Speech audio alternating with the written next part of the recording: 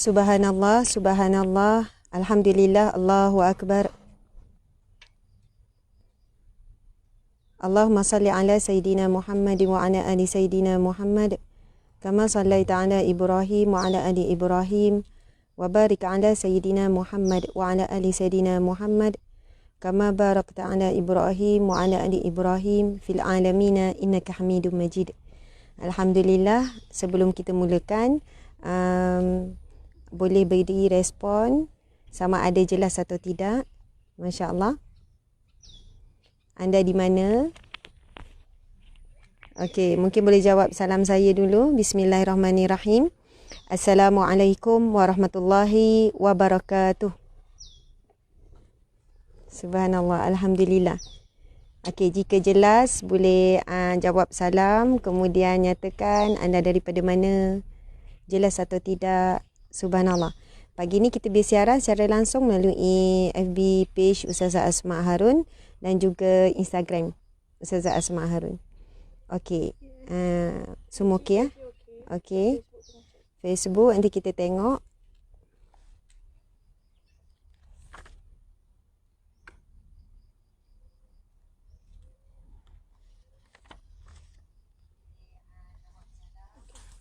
Okey, subhanallah, alhamdulillah. Alhamdulillah. Alhamdulillahi rabbil alamin. Hamdan lillah, salatan wa salaman ala Rasulillah. Sayyidina wa maulana wa habibina wa syafi'ina Muhammad ibni Abdillah wa ala alihi wa ashabihi awliyaillah. Alhamdulillah, terlebih dahulu marilah sama-sama kita mengucapkan syukur kepada Allah Subhanahu wa taala. Kita telah pun melalui fasa Ramadan. Mudah-mudahan Ramadan yang kita lalui tempoh hari berjaya membentuk diri kita menjadi hamba Allah yang bertakwa, hamba Allah yang beriman, dan kita ada kekuatan untuk istiqamah dengan amalan-amalan yang kita lakukan di bulan Ramadan. Mungkin kita tak mampu untuk istiqamah dari sudut jumlah ibadah ataupun kuantiti, tapi mudah-mudahan insya-Allah kita mampu untuk mengekalkan dari sudut kualiti, insya-Allah. Alhamdulillah, muslimin-muslimat sekalian, marilah sama-sama kita memulakan majlis ilmu kita dengan bacaan Ummul Kitab Al-Fatihah. Auzubillahi minasyaitonirrajim. Bismillahirrahmanirrahim. Alhamdulillahirabbil alamin. Arrahmanirrahim. Maliki yaumiddin. Iyyaka na'budu wa iyyaka nasta'in. Ihdinas siratal mustaqim. Siratal ladzina an'amta 'alaihim ghairil maghdubi 'alaihim waladdallin. Amin. Amin amin ya rabbal alamin. Alhamdulillah, subhanallah. Pada pagi yang barakah ini, setelah sekian lama kita tak live, terima kasih kepada semua para pendengar, para follower, sahabat-sahabat sekalian, sama ada di Facebook ataupun di Instagram. Alhamdulillah, saya sihat walafiat, begitu juga dengan ahli keluarga.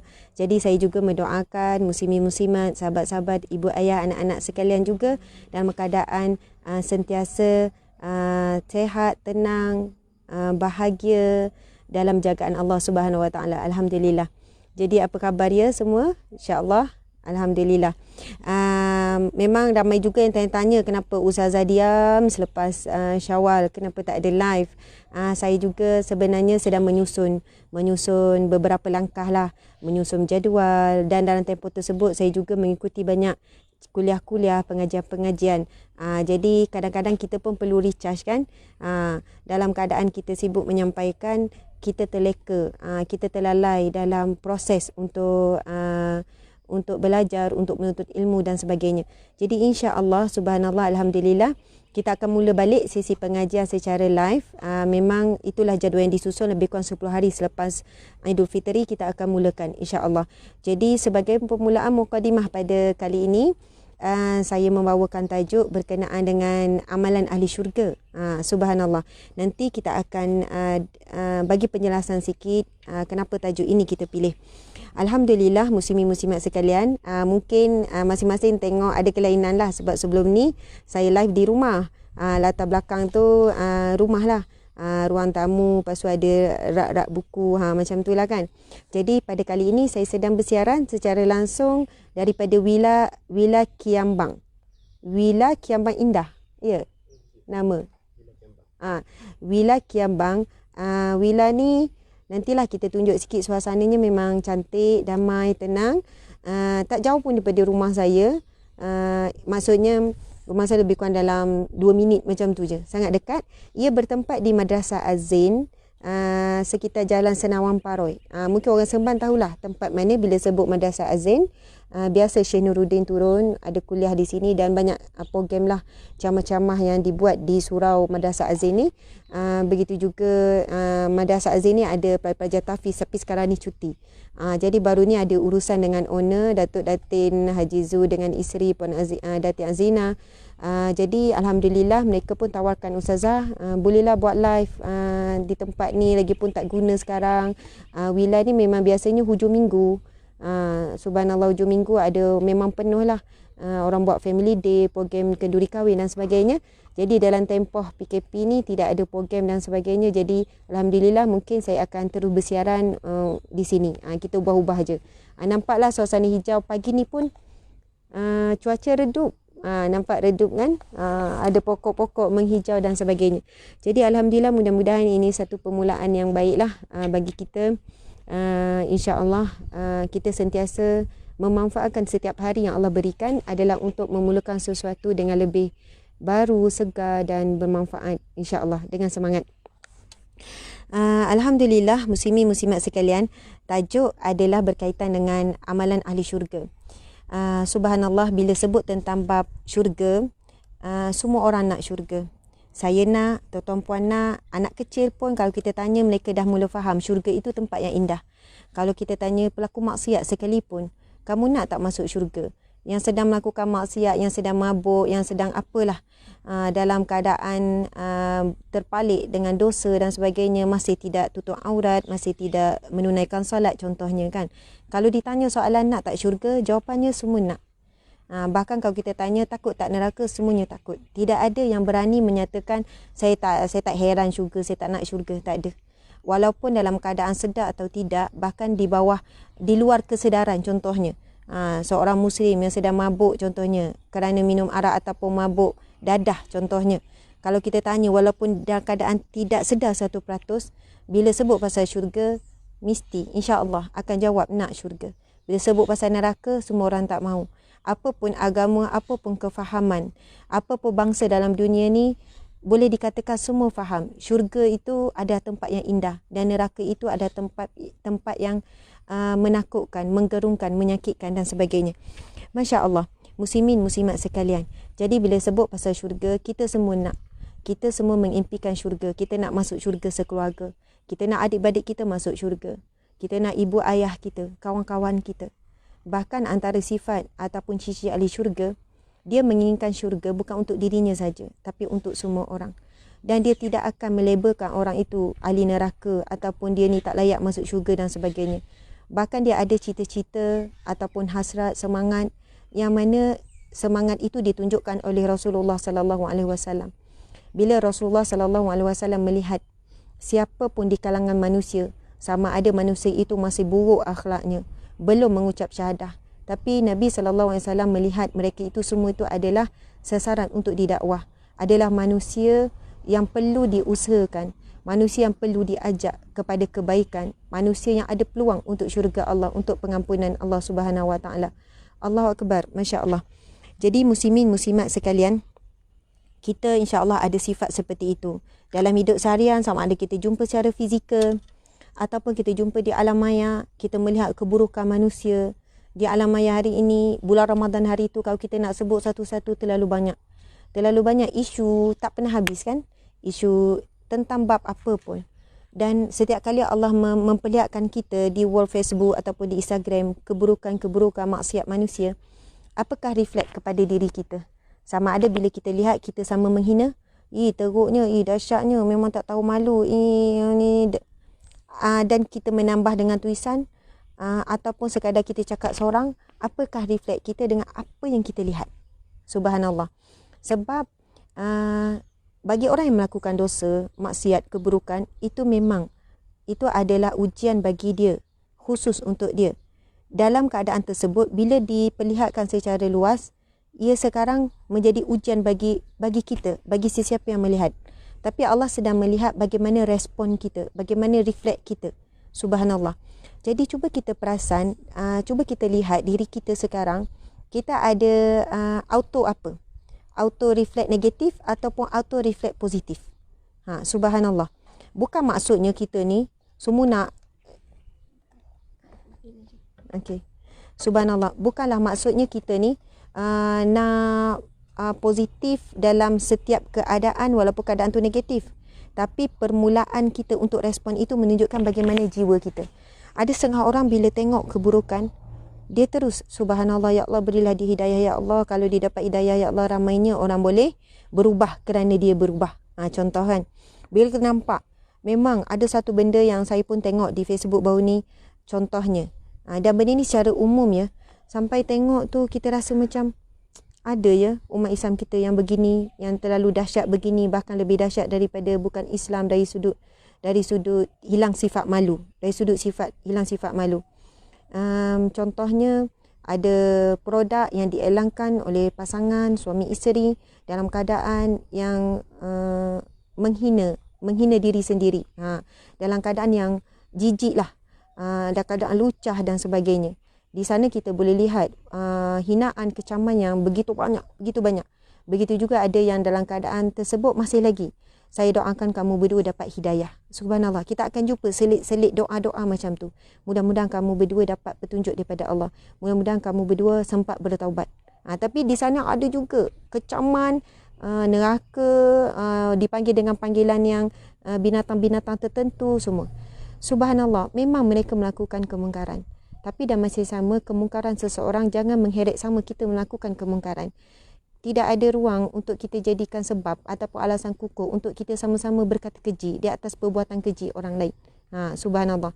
Jadi di situlah sama ada kita nak berada dalam tetap dalam menjaga lidah, kedudukan berada di kalangan orang yang menjaga lidah, terus gunakan lidah untuk mendoakan, ataupun di kalangan yang kedua, golongan yang kedua yang menggunakan lidah dengan cara yang sebaliknya, menghina, mendoakan keburukan dan sebagainya. Allahu Akbar, subhanallah. Muslimin muslimat sekalian, insya-Allah ini ada siri yang pertama. Itu bebel mukadimah sikit kan, sikit refleksi dirilah dengan apa yang berlaku sekeliling. Mudah-mudahan kita sentiasa ada satu filter. Kita sentiasa kena ada filter pada diri kita. Dan filter bagi kita yang paling utama adalah iman lah. Iman. Filter paling utama kita iman. Bila ada perkara yang buruk, kita boleh tepis. Bila ada perkara yang baik, kita ambil.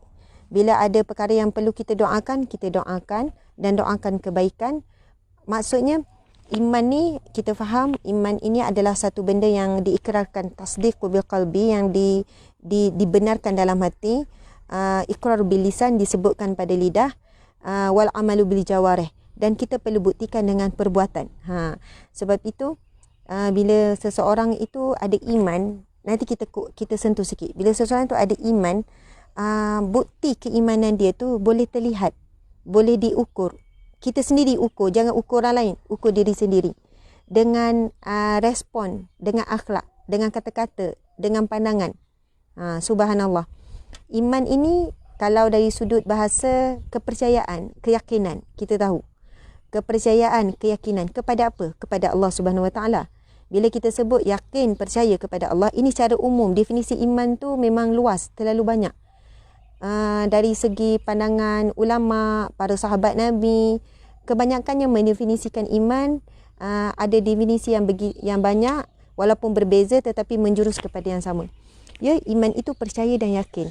Bukan sekadar kita sebut, ya saya yakin Allah itu ada, Allah tempat bergantung. Tapi percaya semua yang datang daripada Allah. Percaya ada dosa pahala, percaya ada ganjaran, percaya ada syurga, percaya ada neraka, ada hisab. Maksudnya percaya bahawasanya Allah itu maha berkuasa. Percaya bila kita memaafkan, kita juga dapat dimaafkan Allah.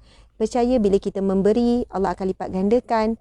Percaya hadis Nabi tentang bab menahan marah. Bila Nabi sebut sesungguhnya la taghdab, janganlah kamu marah, walakal jannah, bagi kamu syurga. Maksudnya di antara ciri orang ahli syurga adalah orang yang menahan marah, bukan buang marah. Sebab marah tu memang fitrah, Allah ciptakan kita, memang manusia mesti ada marah. Kalau manusia tu dikata, saya tak pernah marah, saya tak ada marah, itu bukan manusia. Sebab subhanallah, antara kuliah ceramah yang saya dengar dalam tempoh beberapa minggu ni kan, ada daripada seorang ulama, daripada seorang guru, saya tak ingat nama, tapi daripada seorang ustaz lah, seorang kiai, tak silap saya, daripada Indonesia. Okey. Bila dia menjawab soalan ditanya oleh audien, persoalan tentang bagaimana nak membuang sifat penyakit-penyakit hati di dalam hati. Contohnya riak, takabur, ujub, sum'ah. Riak tu melakukan sesuatu kerana manusia kan, mengharapkan pujian manusia, mengharap redha manusia. Takabur, sombong. Sombong ni kemudian ustaz tersebut menjelaskan, doktor ustaz tersebut menjelaskan tentang ciri-ciri sifat orang sombong. Okey. Kemudian yang ketiga, bila kita sebut pasal ujub, kita rasa kagum dengan diri kita, sedangkan apa yang Allah beri pada kita adalah daripada Allah, bukan daripada kita. Kemudian sum'ah, suka dipuji, suka baca pujian orang dan sebagainya. Tak boleh terima kritikan, hinaan, kejian. Sedangkan kalau Allah buka, kita lebih keji daripada orang, apa yang dikeji oleh manusia. Kalau Allah buka aib kita, kita lebih hina daripada apa yang dihina oleh manusia. Subhanallah. Kemudian penyakit hati, marah, tak boleh nak mengawal marah dan sebagainya. Jadi jawapan ustaz tersebut, dia kata, sebenarnya dalam diri manusia, setiap manusia ada potensi untuk ujub, riak, takabur, sum'ah. Maksudnya itu adalah satu fitrah, maksudnya satu perkara yang ada dalam diri manusia. Ia tidak boleh dibuang, tetapi ia boleh diuruskan. Subhanallah. Sebab masa tu, ketika tu ustaz tu menjawab, ada orang tanya, kalaulah ciri-ciri jadi sombong itu kerana disebutkan antara sumber sebab sombong adalah kerana harta, kerana rupa, kerana pangkat ataupun kerana keturunan. Lepas tu kerana ilmu. Antara sumber ataupun punca kesombongan manusia. Ini antara 5 punca utama. Sebab apa? Kerana ilmu, kerana harta, keturunan, kerana rupa, kemudian kerana kerana kuasa. Macam itulah 5 sumber kesombongan manusia menjadi sombong. Tapi bila ditanya, kenapa ada orang miskin dan ada orang jahil pun boleh jadi sombong? Sedangkan mereka tak ada ilmu tapi mereka sombong. Mereka miskin, tak ada harta tapi sombong. Sedangkan disebutkan dalam banyak kitab, kesombongan ini boleh terkena kepada golongan-golongan tertentu. Jadi sebab itu lalu dikupas. Sebenarnya setiap manusia ada potensi untuk cenderung dikuasai oleh penyakit hati. Kecuali orang yang ada filter iman. Subhanallah. Ada tapisan dalam hatinya iman. Iman itulah yang mengawal dirinya. Iman itulah yang menapisnya. Sebab itu perjuangan untuk melawan penyakit hati ini adalah perjuangan seumur hidup kita. Perjuangan seumur hidup. Kadang-kadang kita kalah. Kadang-kadang kita ikut hawa nafsu tu. Kadang-kadang kita terbuai dengan pujian manusia. Kadang kita terleka menggunakan pengaruh nama, keturunan, kita rasa bangga. Subhanallah. Jadi dalam keadaan tersebut, kita masih ada peluang dan ruang untuk memulihkan semula bila kita terleka. Sebab itu adanya taubat, adanya istighfar, adanya kita menutup keburukan dengan kebaikan. Setelah kita melakukan keburukan kerana mungkin perasaan iri hati, lalu kita bercakap buruk tentang seseorang, itu bukan kerana kecenderungan iri hati yang ada dalam hati kita. Jadi kita tak boleh terima apabila ada orang memujinya, lalu kita menyebut keburukannya. Agar orang tersebut tidak terlihat kebaikannya. Kita membanyakkan keburukannya. Dan mungkin kecenderungan apa yang kita buat itu ada datang daripada paksaan iri hati. Subhanallah. Maka apa yang kita boleh buat, ya kita mohon maaf, kita mohon taubat daripada Allah, mohon maaf daripada dia. Kemudian kita boleh menyusuli sebagaimana hadis Nabi sallallahu alaihi wasallam, Nabi sebut, susulilah keburukan yang dilakukan dengan kebaikan. Mungkin setelah itu kita melakukan kebaikan-kebaikan supaya terhapuslah keburukan tersebut. Itulah perjuangan kita. Subhanallah. setiap hari melawan hawa nafsu kita dengan apa? Dengan senjata iman. Dan iman ini sentiasa perlu diperbarui. Antaranya adalah melalui jalan-jalan ilmu. Masya Allah. Siri pertama ini pengenalan lah. Tajuk Amalan Ahli Syurga. Dan buku rujukan yang saya gunakan ada 2. Yang pertama 40 hadis amalan sedikit pahala berganda. Yang kedua himpunan amalan sedikit pahala banyak. Okey, kedua buku ini insya-Allah akan menjadi rujukan sepanjang perkongsian amalan ahli syurga. InsyaAllah kita akan jadikan bersiri sampailah habis sebab kalau daripada kedua buku ini ada lebih kurang 100 amalan, lebih kurang 100 amalan daripada sumber hadis yang sahih, hadis yang hasan, hadis yang sahih, amalan-amalan yang mudah, amalan-amalan yang ringan yang kita sebenarnya mudah untuk lakukan setiap hari dan juga kita sebenarnya dah buat. Cuma kita tak tahu ia adalah satu amalan yang begitu tinggi nilainya di sisi Allah Subhanahu Wa Taala. Jadi insya-Allah kita akan sama-sama tadabbur tajuk ini dan kalaulah siapa yang terlepas contohnya kita akan tulis siri pertama, siri kedua sehinggalah habis contohnya siri ke-10. Jadi kita boleh ulang balik, kita boleh share, kita boleh tengok balik apakah amalan-amalan yang kita boleh manfaatkan dalam tempoh umur kita yang pendek ni. Umur umat Nabi Muhammad sallallahu alaihi wasallam kita tahu umur yang paling pendek, yang paling singkat. Jadi kita perlu manfaatkan umur yang pendek dengan boleh memberi perhatian kepada amalan-amalan tertentu yang ia datangnya daripada Nabi sallallahu alaihi wasallam. Setengah orang mungkin tak setuju. Nak mudah ni, nak jalan mudah masuk syurga. Subhanallah. Bila kita tahu syurga ada satu benda yang Allahu Akbar, impian kita semua dan kita tahu ia bukan satu perkara yang mudah tetapi ia tidak mustahil. Subhanallah. Maksudnya memang ia susah, ia bukan mudah, ia sukar, ia bukan jalan yang ditaburi dengan perkara yang indah, dia perlukan ialah ujian demi ujian dan sebagainya. Betul. Tetapi jangan sampai kita memberatkan dan menyempitkan sehingga ada orang rasa dia tidak ada peluang ke syurga Allah. Allahu Akbar, subhanallah. Nabi SAW melalui banyak hadisnya menyampaikan kepada kita banyak amalan-amalan yang walaupun nampak ringan dan mudah tetapi dijanjikan dijamin syurga dan dijanjikan pahala yang begitu banyak, ganjaran-ganjaran yang begitu tinggi. Maka insya-Allah kita sama-sama akan tadabburnya satu persatu. Okey, sebagai permulaan saya nak baca mukadimah ni, masya-Allah. Setiap Muslim pastinya menginginkan umur yang panjang supaya dia dapat memperbanyakkan amalan kebajikan. Apabila Rasulullah SAW ditanya, Ya Rasulullah, ayun nasi khairun? Seorang sahabat Nabi SAW bertanya, wahai Rasulullah, siapakah manusia yang terbaik? Masya Allah, siapakah manusia yang terbaik? Kalau kita tanya siapakah manusia yang terbaik bagi pandangan kita, mungkin kita kata manusia begini. Tapi cuba kita lihat apakah jawapan Rasulullah. Ya Rasulullah, ayun nasi khairun? Wahai Rasulullah, siapakah manusia yang terbaik? Lalu Nabi SAW menjawab, man tala umuruhu wa hasuna amaluhu. Man tala umuruhu wa hasuna amaluhu. Hadis riwayat At-Tirmizi, hadis yang sahih 2329. Yang bermaksud orang yang umurnya panjang dan amalannya baik. Orang yang umurnya panjang dan amalannya baik. Subhanallah. Bila sebut pasal umur panjang dan amalan baik, kita akan timbul persoalan, bagaimana orang yang umurnya pendek, bagaimana orang yang umurnya singkat. Mungkin umur 20, umur 30 dah meninggal dunia, umur 40 dah meninggal dunia. Ataupun adakah kefahaman kita orang yang umur panjang tu umur 80, 90, umur 100, itulah golongan yang terbaik. Jadi dalam perkara ini memang ada perbincangan ulama tentang hadis tersebut. Ada yang menyatakan bahawasanya yang dimasukkan umur yang panjang ini adalah bukan dari sudut nombor. Bukannya nombor 40, 50, 60, 70, tidak. Ia bukan berkaitan dengan nombor. Bukan berkaitan dengan berapa tahun dia hidup, tidak. Tapi ia bergantung kepada amalan dia ketika hidup.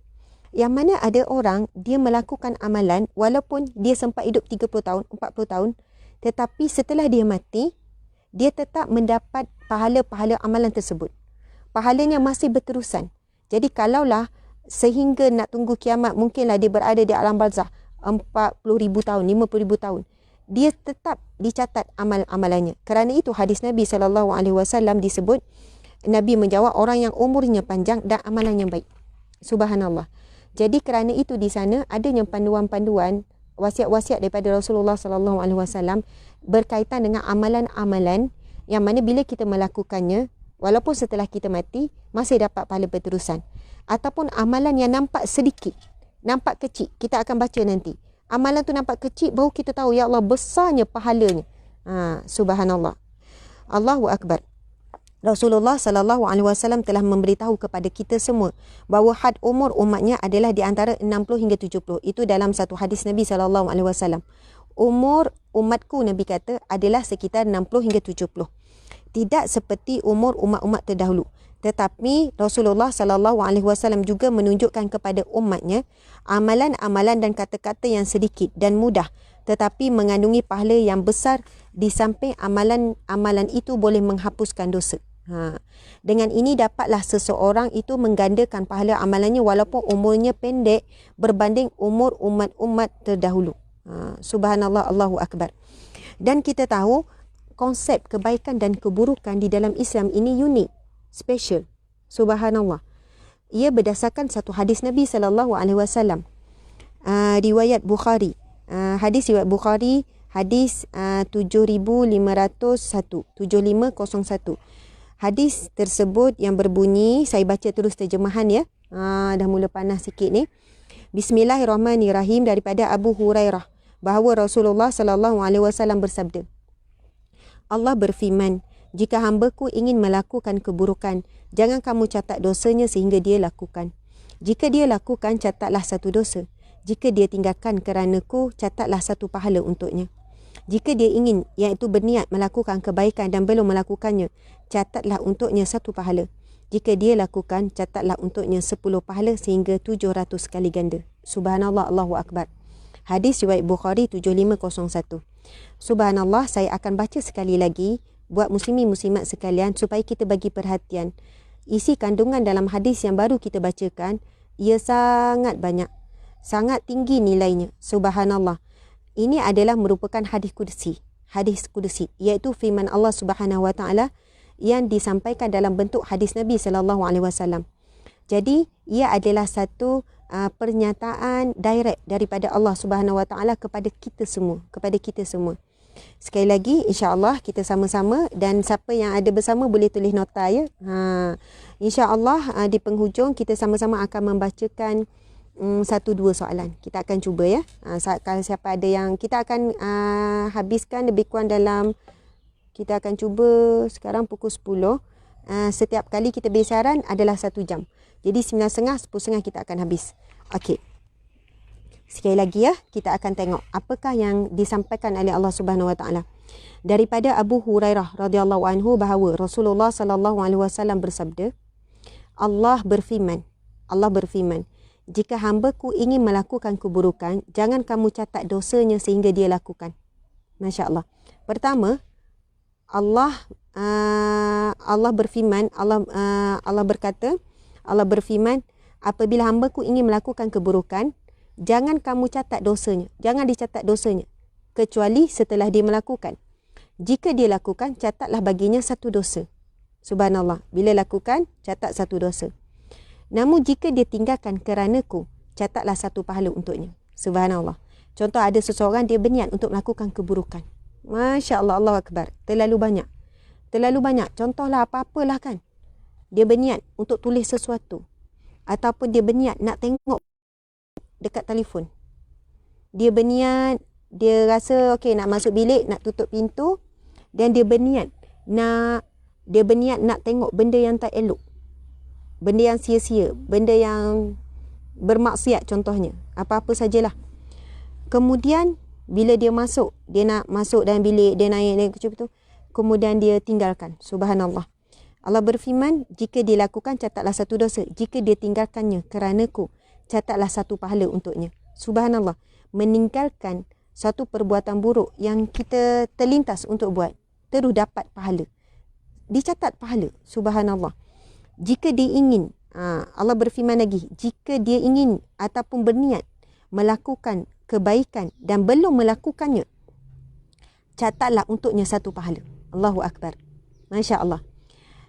Allah berfirman lagi, Allah perintahkan kepada para malaikat, sekiranya dia berniat untuk melakukan apa-apa kebaikan, tapi dia belum melakukannya, catat untuknya pahala.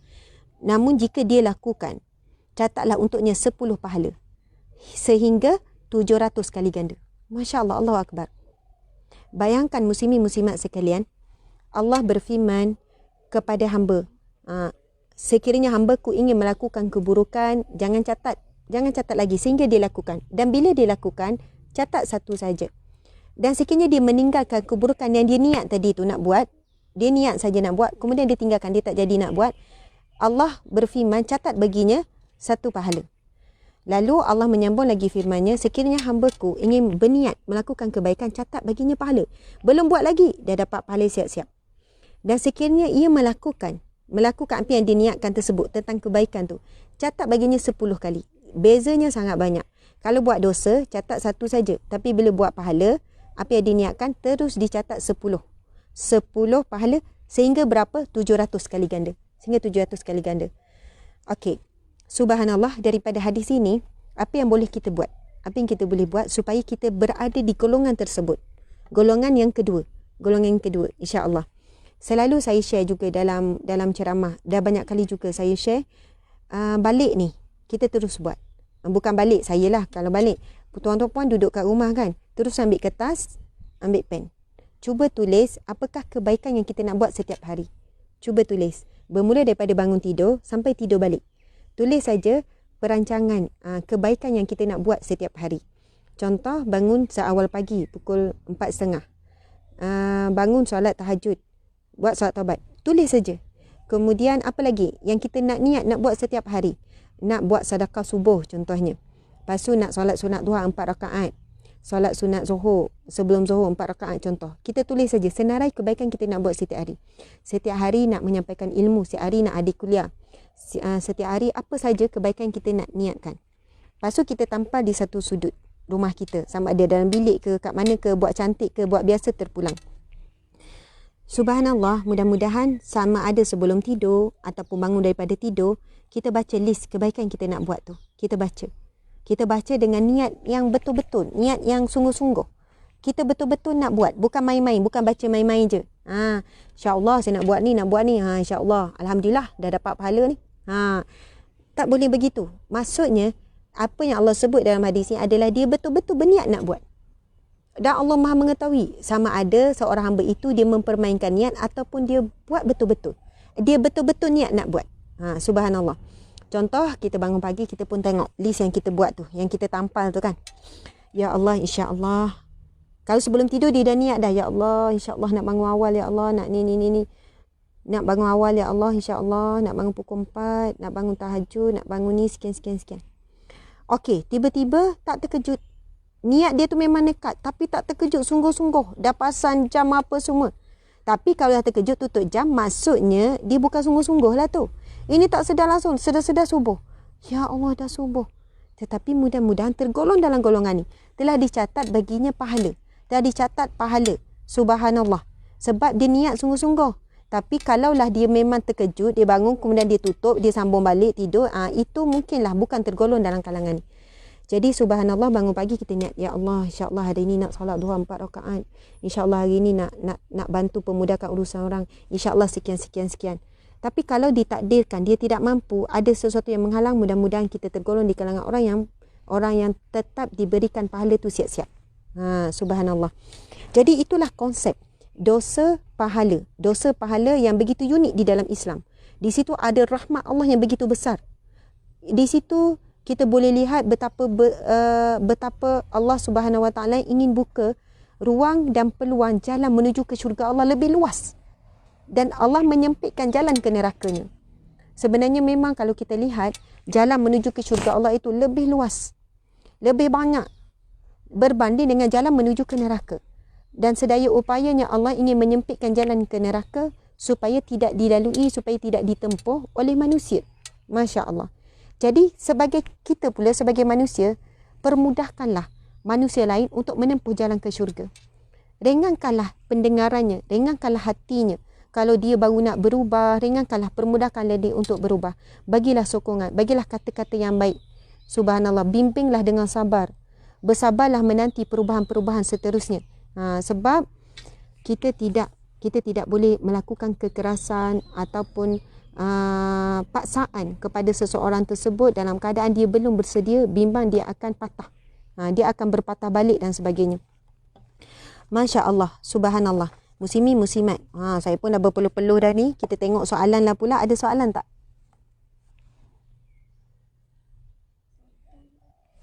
Ada soalan. Okey. Terima kasih yang turut hadir sama lebih kurang dalam 4K. Okay. Ustazah, saya nak tanya, untuk jadi seorang pendakwah, apakah syarat-syarat yang perlu kita ikuti? Nak minta pendapat Ustazah. Okey, terima kasih. InsyaAllah nanti kita jawab. Untuk jadi pendakwah, apakah syarat-syarat yang perlu ada ya? Apa yang perlu kita buat? Bila kita sebut pasal pendakwah, pendakwah ni jangan kita bayang penceramah je, jangan bayang ustaz-ustazah je. Setiap daripada kita adalah pendakwah. Setiap daripada umat Islam, setiap daripada kita yang boleh ucap kalimah syahadah, kita semua adalah pendakwah. Orang yang pertama kita dakwah adalah diri kita sendiri. Subhanallah. Bagaimana kita dakwah diri kita? Dengan kita membaca, dengan kita mendengar, kita sedang berdakwah pada diri kita sendiri. Ada soalan lagi ke?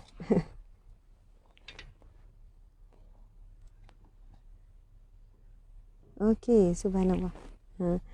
Ada soalan, okey, 2 soalan cukup. Okey, terima kasih ya. Subhanallah, soalan pertama berkenaan dengan dakwah. Seorang ibu sentiasa ada peluang untuk berdakwah kepada anak. Seorang suami dakwah pada isi dakwah pada suami. Adik-beradik dakwah kepada adik-beradik, kawan-kawan berdakwah kepada kawan-kawan. Jadi, saya pernah tanya seorang guru berkenaan dengan kewajipan dalam menyuruh kebaikan dan mencegah kemungkaran. Jadi, sebelum itu saya faham setiap daripada kita ni wajib. Ya, memang wajib, itu antara kewajipan kita. Tetapi apabila seorang guru ni mempermudahkan kefahaman saya, dia kata ia mengikut kapasiti ataupun apa yang ada pada orang tersebut. Contohlah kan, Allah memberikan kepada kita apa yang ada pada kita, ialah jasad kita, apa yang kita fikir, lidah kita, apa yang kita mampu bercakap, ilmu yang kita dapat hari ini melalui proses daripada kita kecil sampai besar. Ada orang dia dapat proses ilmu yang sangat baik, sampai dia jadi orang alim, Masya Allah, sampai dia jadi doktor, jadi pakar dan sebagainya. Tapi ada orang tidak melalui jalan hidup seperti itu. Mungkin kemiskinan, mungkin sekian, mungkin dari segi kurniaan otak yang Allah berikan kepada dia, level dia rendah. Dia tak mampu nak fikir lebih. Itu je tahap pemikiran dia. Subhanallah, Allahu Akbar. Maksudnya ada orang yang Allah berikan kelebihan dari segi kebijaksanaan. Ada orang tidak. Ada orang ada kekuatan daya ingatan. Ada orang tidak. Ada orang dia ada kekuatan dari segi berkata-kata. Dia pandai susun ayat. Ada orang tidak. Sebab itu kita tak boleh nak bagi tekanan kepada semua orang. Kita ni kena menyampaikan, kita kena berjuang pada jalan Allah. Gini. Sedangkan Allah memberikan, Allah menciptakan kapasiti itu berbeza. Kerana itu, Masya Allah, muslimin muslimat sekalian, bagi orang awam, bagi orang sekian, ia berbeza tanggungjawab dalam berdakwah. Kalau dia hanya mampu berdakwah dalam perkara-perkara yang biasa, perkara yang rendah, maka dia teruskan dengan jalannya. Masya Allah. Dan bagi kita yang boleh berdakwah dalam dakwah yang peringkat bawah-bawah, boleh cakap yang biasa-biasa je, kita jangan melihat orang yang buat dakwah, hebatnya dia, bestnya ni. Lepas tu kita akan rasa tertekan. Allahu Akbar. Allah menilai, Allah tahu, Allah beri kita apa yang kita mampu buat, Allah tahu. Jadi buatlah mengikut kadar kemampuan kita, jangan pula kita buat dengan kadar yang paling rendah. Maksud kalau kita mampu buat lebih, sebenarnya kita ada potensi lebih. Jadi kita gunakanlah sehabis baik potensi kita ada. Tapi kadang kita ini suka ambil yang paling rendah. Sedangkan kita boleh buat lebih, boleh usaha lebih, boleh cakap lebih, tapi kita tak nak sebab ia berisiko contohnya. Masya Allah. Jadi seorang ibu dia akan lihat anak adalah sasaran dakwah dia. Seorang suami dia akan nampak isteri adalah sasaran dakwah dia. Jadi dia bersabar dalam berdakwah kepada isteri. Isteri pula dia boleh lihat suami sasaran dakwah dia. mad'u dia. Jadi dia sabar dalam menyampaikan kebaikan kepada suaminya contohnya. Subhanallah. Begitulah juga dengan anak-anak kadang dia melihat ibu ayah adalah sasaran dakwahnya. Masya-Allah. Dalam kehidupan kita itulah kita akan nampak manusia sekeliling adalah orang yang kita dapat ilmu daripada mereka ataupun mereka dapat ilmu daripada kita. Sama ada kita didakwah daripada apa yang kita lihat.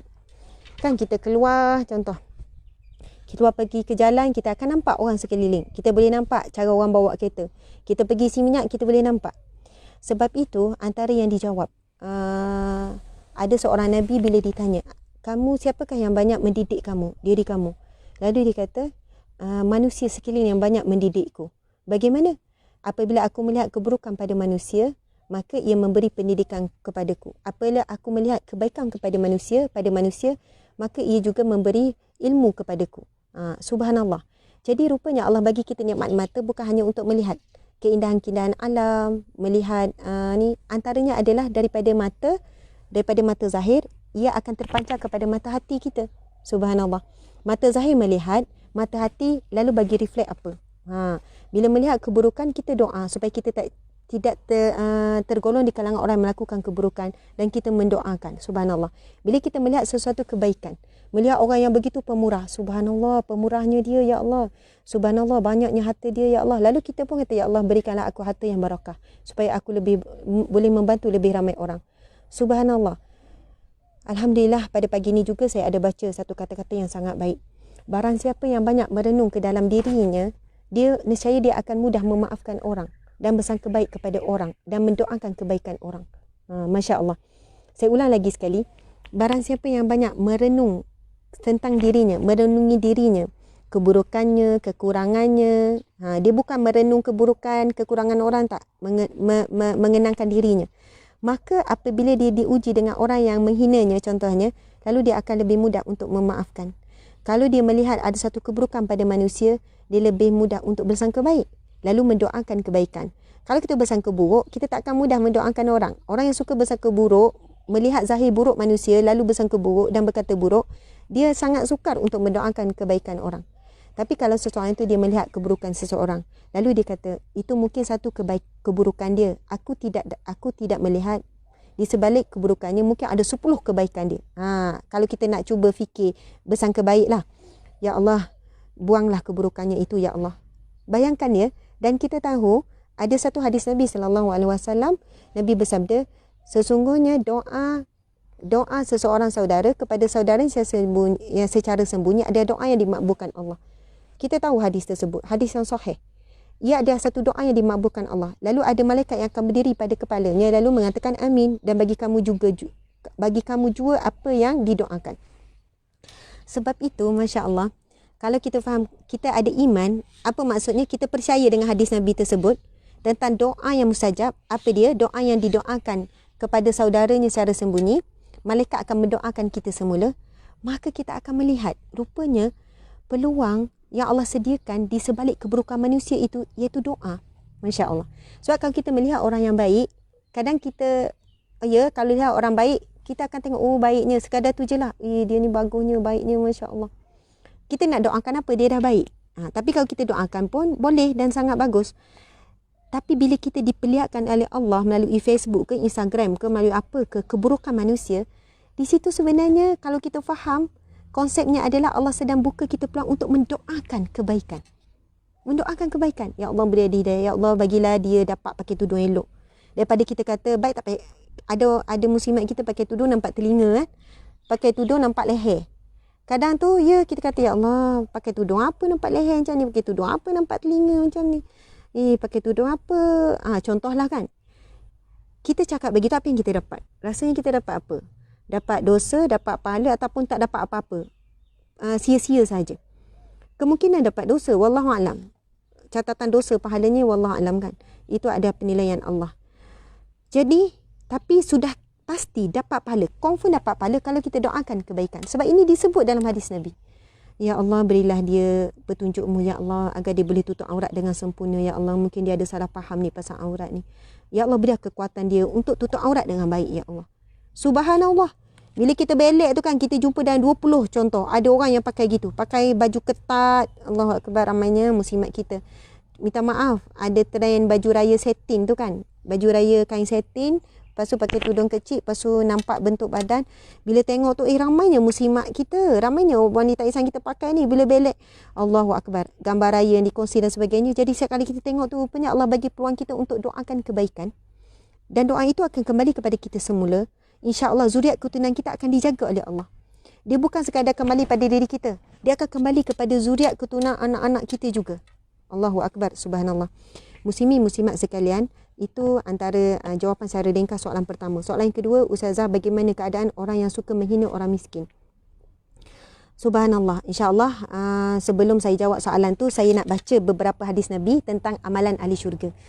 Kan nanti tak tercapai pula tajuk kita ni. Tadi kita dah sebut tentang amalan apa? Tentang bab konsep pahala dosa yang begitu unik. Yang kedua, kita sebut tentang amalan berdoa. Itu amalan ahli syurga ya. Amalan ahli syurga iaitu dia suka mendoakan kebaikan saudaranya yang lain. Semua orang Islam, sama ada yang buat maksiat, tak buat maksiat, yang baik ke, yang tak baik ke, yang kita nampak mulut baik, mulut tak baik ke apa, semua tu adalah saudara kita. Saudara kita, saudara se-Islam kita. Subhanallah. Dan sudah pasti kita tidak pernah menginginkan neraka untuk orang lain. Tak pernah menginginkan keburukan untuk orang lain. Sifat ahli syurga, ciri-ciri ahli syurga, dia pun nak syurga untuk orang lain. Allah Akbar. Dan na'udzubillah, orang yang suka nerakakan orang takut. Takut dia juga sedang melangkah ke arah yang sama. Sebab orang baik mesti dia nak kebaikan untuk orang lain. Orang baik dia takkan nak keburukan pada orang lain. Jadi insya-Allah kita mempunyai ciri-ciri seperti itu. Bismillahirrahmanirrahim. Insya-Allah saya ingin membacakan beberapa amalan yang kita akan buat. Kita terus buat lepas ni. Dan amalan ni memang kita dah buat pun, tapi kita tak perasan begitu besar pahalanya.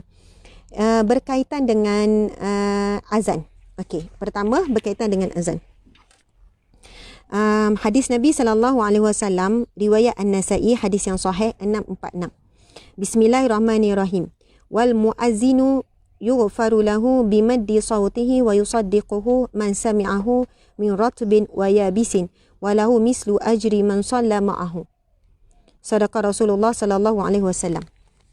Nabi SAW bersabda, orang yang melaungkan azan, diampunkan untuknya seluas kawasan suaranya sampai. Setiap benda basah dan kering yang mendengarnya akan membenarkannya. Dia mendapat pahala orang yang solat bersamanya. Subhanallah. Pertama, disebutkan dalam hadis ini, orang yang melaungkan azan diampunkan untuknya. Diampunkan dosanya untuknya seluas kawasan suaranya sampai. Perkara pertama. Yang kedua, setiap benda basah, makhluk yang basah dan kering yang mendengarnya akan membenarkannya. Subhanallah. Dia mendapat pahala. Yang ketiga, dia mendapat pahala orang yang solat bersamanya. Masya Allah. Antara hikmah besar PKP telah melahirkan ramai muazzin ataupun kita sebut Bilal, tukang azan di dalam rumah masing-masing. Jadi subhanallah, saya sebenarnya rasa macam sayangnya kalau PKP ni nak berakhir. Satu sudut lah. Satu sudut memang kita nak cepat berakhir. Nak mula kuliah, program yang dah dibatalkan apa semua, banyaklah benda yang terhenti, subhanallah. Tapi dari sudut yang lain kita rasa macam ya Allah, bagusnya PKP ni sebab melahirkan ramai muazzin. Jadi suka saya mengingatkan ahli keluarga sekalian, sahabat-sahabat ibu ayah sekalian, pastikan setiap kali solat masuk waktu Zuhur sekejap lagi ni, pastikan ada azan dilakukan dalam rumah kita. Pastikan. Kalau bab hukum azan ni, hukumnya adalah sunat muakkad yang sangat dituntut. Dan dituntut oleh bagi lelaki untuk mengalungkan azan bila masuk waktu. Jadi, kalaulah kita ada surau masjid dan sebagainya, betul lah itu Bilal. Tetapi kita yang berada di dalam rumah ni, sama ada kita sendiri disunatkan untuk azan. Memang jadi sunat. Bukan hanya kepada Bilal untuk diazankan di masjid, di surau saja. Tidak. Tetapi bila masuk je waktu, disunatkan untuk azan. Untuk azan ini tujuan apa? Muazzin ni apa? Adalah untuk pemberitahuan waktu solat dah masuk. Dan kalau ada orang tanya, Ustazah, kan dah ada takwim, kita tak perlu azan pun kita dah boleh tahulah ni. Subhanallah. Kalau kita tengok sejarah azan, sejarah pensyariatan azan, ia adalah datangnya daripada mimpi dua orang sahabat Nabi. Salah seorangnya adalah Sayyidina Umar Al-Khattab. dan ia adalah datangnya ia merupakan satu ilham daripada Allah kepada sahabat Nabi. Maksudnya ia juga datang daripada Allah Subhanahu Wa Taala dan ia dibenarkan oleh Rasulullah sallallahu alaihi wasallam. Lafaz azan itu memang tidak boleh berubah daripada Nabi sampai sekarang. Subhanallah. Dan ia adalah satu syiar dan satu ibadah. Jangan sampai ketika kita teriakan sebab memang ada hujah. Ada keperluan ke azan lagi sebab kita dah ada takwim, kita dah tahu waktu masuk solat sekian-sekian. Bahkan kalau kita berada di kawasan yang tidak ada azan pun, tapi ada contohnya walaupun tak ada azan tapi ada ada jam dan kita tahu masa ni, kita pun boleh solat. Ya. Tetapi kenapa azan itu disyariatkan? Azan itu sendiri satu ibadah yang bukan sekadar untuk memberitahu orang waktu masuk, tetapi dia ada nilai ibadah yang begitu besar. InsyaAllah kita akan habiskan topik azan ini. Banyak, tapi kita akan baca beberapa hadis saja. Kita sendiri akan terkejut, ya Allah, besarnya pahala yang Allah sediakan dalam azan. Sebab itu kita sebut tadi, sebenarnya Allah buka jalan ke syurga itu lebih luas. Jalan untuk kebaikan, untuk pahala itu lebih banyak berbanding jalan ke neraka. Lebih banyak jalan ke syurga. Tapi kadang kita tidak memberi, kita tak terdedah, kita tak faham besarnya kedudukan azan. Baik, jadi sebab itu tak salah kalau ada anak kita tanya, apa cita-cita? Nak jadi Bilal. Apa cita-cita? Nak jadi tukang azan. Kalau ada anak-anak kita yang begini, bagi galakan. Hantar dia kursus ke, supaya suara dia semakin bagus, peti suara dia semakin besar, suara dia lebih ni, bagi dia galakan. Subhanallah. Sebab pahala seorang Bilal, seorang muazzin ini begitu besar. Jadi insya-Allah setiap kali masuk waktu salat, Zuhur, Asar, Maghrib, Subuh, seorang bapa, wahai para suami sekalian, tolonglah azan di rumah masing-masing. Kalau buatlah jadual giliran dengan anak lelaki apa semua. Lepas tu ada yang tanya, hukum wanita azan, tak ada masalah. Wanita nak azan pun boleh, tapi ia tidak boleh didengar oleh lelaki yang ajnabi, lelaki yang bukan mahram. Maksudnya dia nak azan, tak ada masalah perempuan nak azan. Tak bolehlah guna speaker apa semua tu, tak dibenarkan. Tapi dituntut sunat muakkad bagi lelaki untuk mengalungkan suara dengan kuat. Jadi bila kita azan, seisi keluarga dengar, ustazah saya berdua je dengan suami pun tak apalah. Subhanallah, Masya Allah. Kelebihan orang yang azan, diampunkan untuknya seluah kawasan suaranya sampai setiap benda basah dan kering yang mendengarnya akan membenarkannya.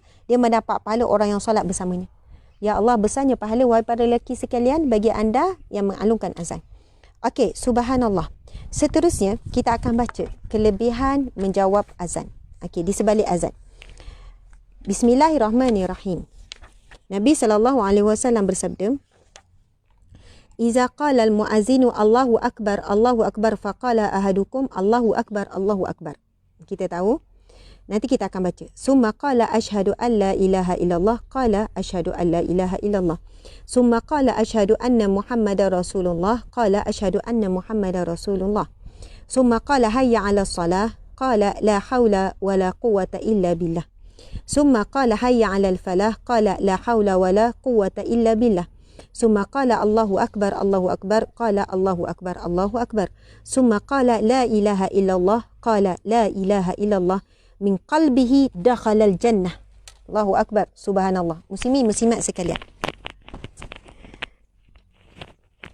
bagi perhatian tentang hadis ini.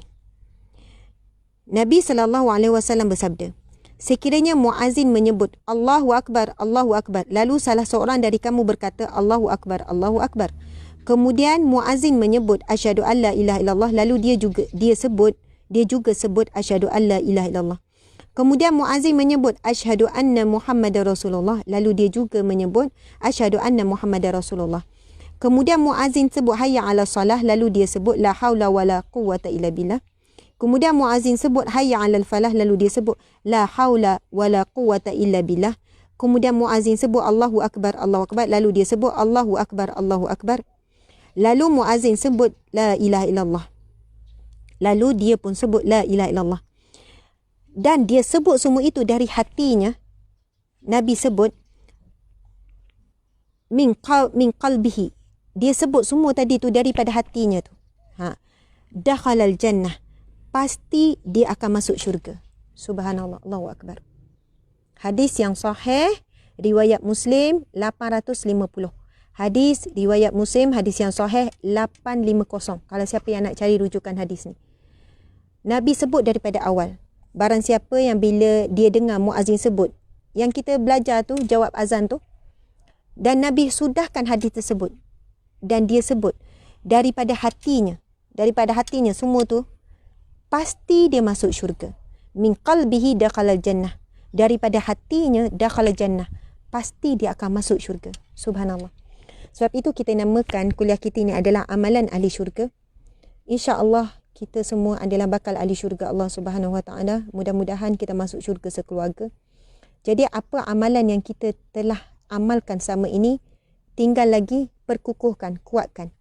Ya, kalau sebelum ini kita kadang-kadang kita jawab, kadang-kadang tak jawab. Kita dengar azan tu, tapi kita tak berhenti. Kita tak berhenti buat kerja, tak berhenti bercakap. Jadi selepas ini, bila suami ataupun anak lelaki kita, siapa-siapa ataupun kita dengar azan, bahkan ada orang bila waktu solat, waktu azan, dia tak boleh kalau tak dengar azan. Dia punya prinsip. Bahkan ada orang dia sanggup pindah rumah. Sebab apa? Sebab apa pindah rumah? Rumah saya duduk, kawasan tu jauh daripada masjid surau. Saya tak dengar azan. Ada yang sanggup begitu. Subhanallah, Allahu Akbar. Ada setengah orang pula, dia akan keluar awal daripada rumah dia sebab jauh daripada masjid, daripada surau. Sebab apa? Dia nak sampai di dekat masjid surau, biar dia dengar azan. Rupanya, ini adalah golongan-golongan insya-Allah, pasti dia akan masuk syurga. Jadi selepas ini, bila dengar azan, kita perlu khusyuk mendengarnya. Mendengar dengan khusyuk dan menjawab azan juga dengan khusyuk. Sebab syarat untuk dijamin syurga, Nabi sebut pasti dia akan masuk syurga orang yang menyebut semua tadi tu daripada hatinya, daripada hati. Jadi macam mana kalau kita dengar azan kan sambil bercakap, macam mana nak daripada hati? Jadi insya-Allah apa yang kita boleh buat, apa yang kita usaha buat, bukan boleh, yang kita perlu buat. InsyaAllah. Dan benda yang kita perlu buat ini yang kita mampu buat. Saya percaya semua orang mampu. Semua orang mampu. Tinggal lagi mahu tak mahu saja. Jadi sebab ni bila kita dengar azan, suami kita bila sebut Allahu Akbar, Allahu Akbar, masa suami nak azan tu, suami pun dah bagi tahu ni, bapa ni, ketua keluarga bagi tahu. Okey, 5 minit lagi. Abi nak azan ni. Okey, ready semua. Ready ambil wuduk semua. Ready. Subhanallah. Lalu bila si bapa azan, mak ni main peranan apa? Main peranan untuk pastikan anak-anak mesti jawab azan. Semua jawab azan. Tak apalah budak-budak lainlah. Mungkin dia orang akan main-main, dia orang akan suka-suka, dia orang tak faham. Jangan pula kita memaksa anak itu untuk faham macam kita faham.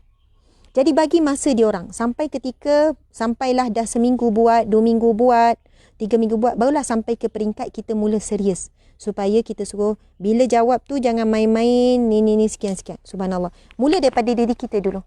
Bila dengar suami kita azan ataupun bilal masjid ni, kita dengan khusyuk jawab. Bila sebut Allahu Akbar, Allahu Akbar, kita pun Allahu Akbar, Allahu Akbar.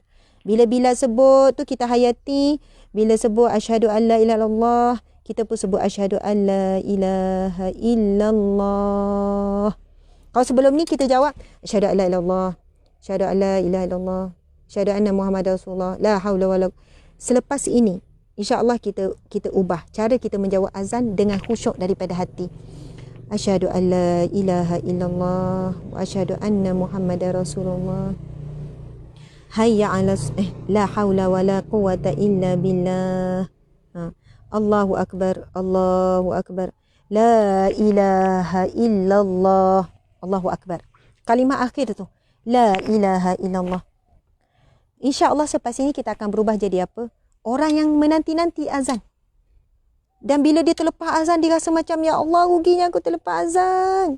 Sebab apa? Kita dah tahu, kita dah dengar satu hadis Nabi, yang mana Nabi sebut siapa yang membaca, menjawab azan sekian-sekian, daripada hatinya, dakhalal jannah, dia pasti akan masuk syurga. Jadi kita akan melihat 5 kali waktu solat, 5 kali azan adalah peluang yang Allah sedang berikan kepada kita untuk jadi ahli syurganya. Masya Allah, subhanallah, mudah-mudahan kita akan berubah selepas ini menjadi penjawab azan yang lebih baik, yang lebih khusyuk. InsyaAllah. Okey, baiklah. Yang terakhir, ini hadis yang terakhir dan kita pun dah nak habis dah. Dah pukul 10.30.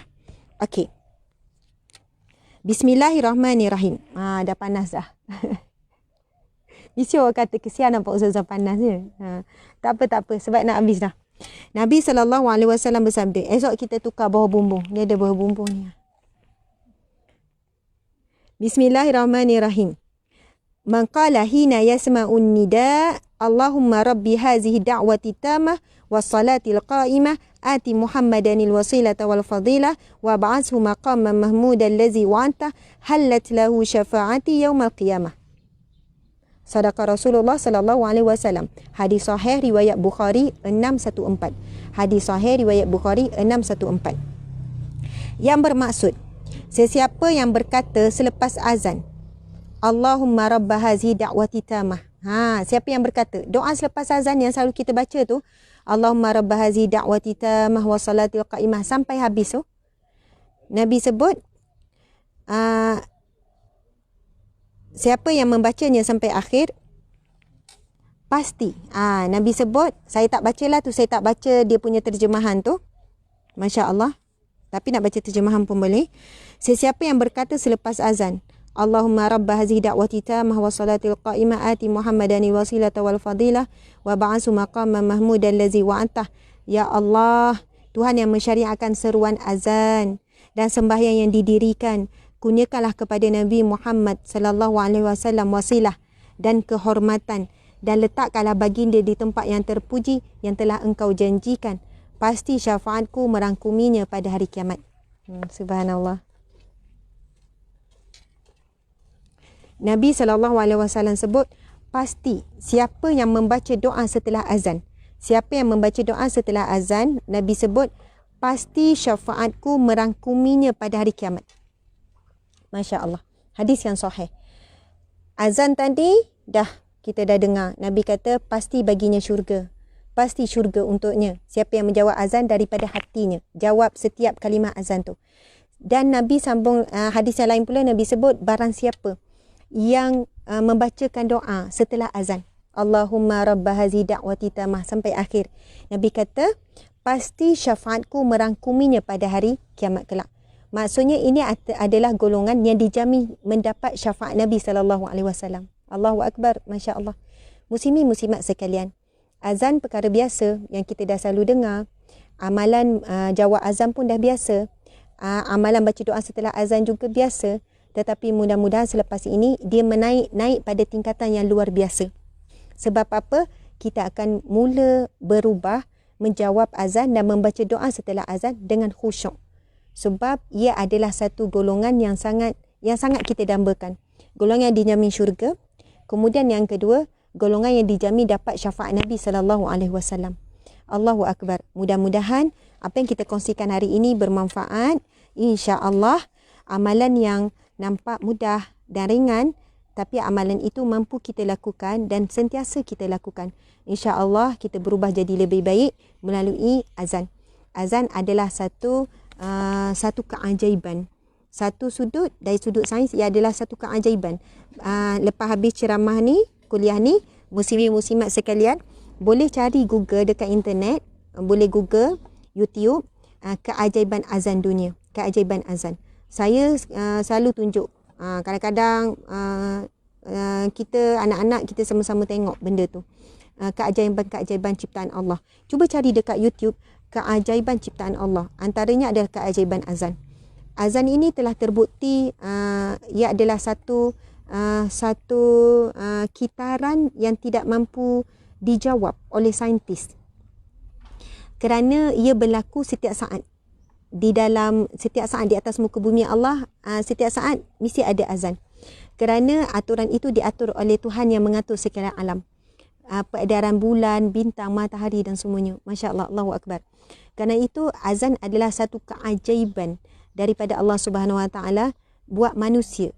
Buat manusia khususnya umat Islam. Di dunia dan juga sampailah berlakunya kiamat. Azan itu bukan sekadar memberitahu masuknya waktu, tapi ia adalah satu ibadah yang mempunyai nilai yang tinggi bagi orang yang azan dan orang yang mendengar azan. Subhanallah, Alhamdulillah. Terima kasih kepada semua yang turut hadir. Mohon maaf di atas setiap kesilapan, kekurangan dan sebagainya. Masya Allah. Moga peluh yang menitik ni menjadi saksi di masyarakat, menjadi saksi di hadapan Allah yang menitik di majlis ilmu. Menjadi saksi bahawasanya kita sama-sama pernah bertemu walaupun di alam maya, dan kita bersama-sama insya-Allah ke syurga Allah dan diselamatkan pada neraka Allah. Mohon maaf sekali lagi dan terima kasih. Kita jumpa esok sama juga waktu 9.30 hingga 10.30, amalan ahli syurga siri yang kedua. Sekian, wabillahi taufiq wal hidayah. Assalamualaikum warahmatullahi wabarakatuh. Kita tangguhkan dengan tasbih kafarah dan surah Wal-Asr. Bismillahirrahmanirrahim. Subhanakallahumma wa bihamdika asyhadu an la ilaha illa anta astaghfiruka wa atubu ilaik. Bismillahirrahmanirrahim. Al-'asr innal insana lafi khusr illa allazina amanu wa 'amilus solihati wa tawassaw bil haqqi wa tawassaw bis sabr. Sadaqallahul 'azim.